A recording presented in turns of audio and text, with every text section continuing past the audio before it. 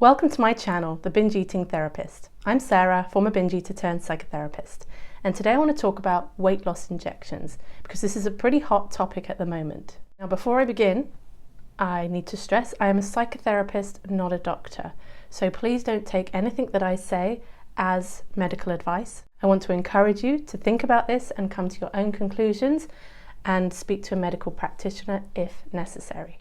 The first thing that I want to say is, can we stop calling them weight loss injections? They are not weight loss injections, they are appetite suppressants.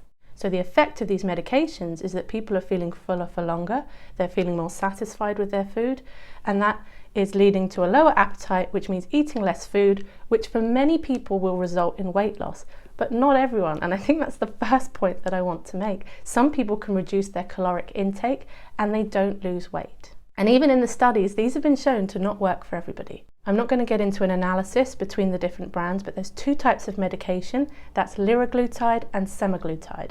And both of them work in a very similar way in that they are GLP-1 agonists. What does that mean? It means they mimic the function of glucose-like peptide 1 in the body, and this is a peptide that is produced in the intestines. It makes you feel fuller for longer, and it also decreases the speed of your gastric emptying, the speed that the food moves out of your stomach. As such, there can be some pretty unpleasant side effects. The main ones and common ones being nausea and diarrhea, and the more serious but less likely ones right up to liver damage and pancreatic issues. The question that is bothering me about using this medication that is not answered in the research is, what is the psychological impact of altering our appetite with a drug? As far as I can tell, there hasn't been research on that.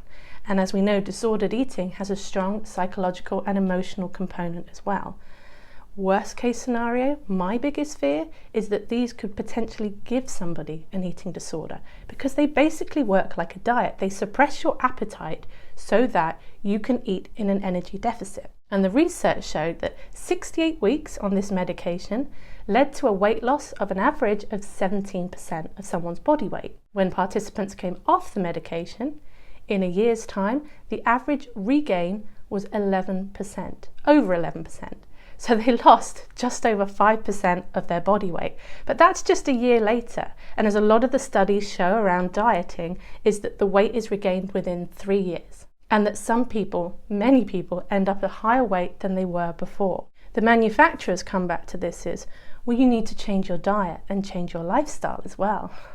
Well, if that's what the goal is, why are we using this in order to do it? Because this might make it easier to do it to begin with, but at some point you're probably going to have to come off this medication. And what happens then?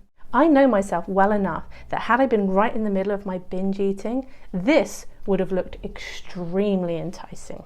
And I get it. It's easier for me, from my recovered perspective, to issue these words of caution. This medication is a medication to help you to control your appetite. Now, as we know, eating disorders play havoc on our appetites. And for the longest time, I really believed that my appetite problems were all biological, so I would have believed that the answer lay in this. But what I see through my work and through interacting with people who are on this path to healing their relationship with food is that with psychological and emotional work, there is a whole mind-body connection. And so maybe some people will decide that this is the way they go, that they want to try and change their body and their biology and see if their psychology and their emotions can catch up. In my experience, doing the psychological and the emotional work, because yes, it was work and yes, it took time, but because it took time, it meant that the changes were really stable and I wasn't relying on something external.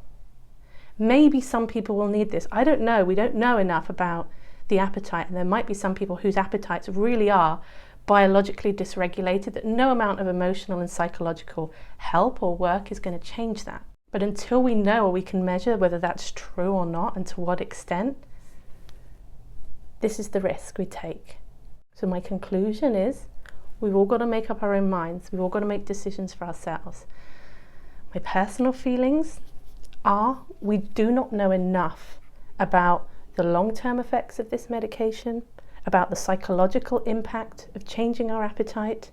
I also don't think I could have been trusted with something like this because I was so unhappy with my body that had my appetite been lower, I would have been trying to just take advantage of that and eat as little as possible. So for people who are prone to restriction, I have fear, and I'm really trying to challenge my own biases with this, because who knows if this could turn out to be a good thing.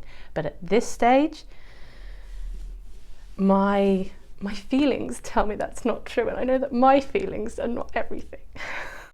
All I want is for you to find peace from binge eating. And if I thought that this was the way to go, I'd be shouting it from the rooftops. But we don't know enough. And to me, through my biased lens, this is my biased opinion, feels awfully risky.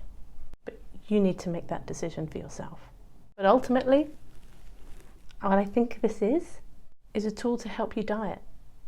And if dieting has contributed or caused your disordered eating or your binge eating, maybe just approach with caution. Before I end, I just want to say, this is not a Saxenda pen, this is not a weight loss pen, this is my growth hormone.